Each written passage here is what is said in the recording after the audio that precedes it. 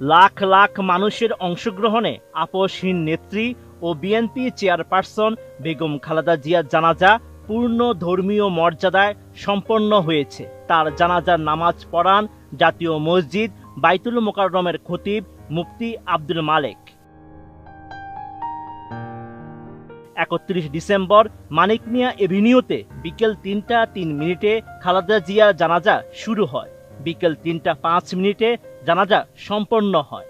এ সময় খালেদা জিয়ার জানাজায় রাষ্ট্রপতি মোহাম্মদ শাহাবুদ্দিন, প্রধান উপদেষ্টা ডক্টর মোহাম্মদ ইউনূস, প্রধান বিচারপতি জুবায়ের রহমান চৌধুরী, ৩ বাহিনীর প্রধানগণ, উপদেষ্টা পরিষদের সদস্যরা, বিভিন্ন দেশের প্রতিনিধি ও রাষ্ট্রদূতরা, বিএনপি ভারপ্রাপ্ত চেয়ারম্যান তারেক রহমান ও শীর্ষ নেতৃবৃন্দ এবং বিভিন্ন রাজনৈতিক দলের প্রতিনিধিরা উপস্থিত ছিলেন।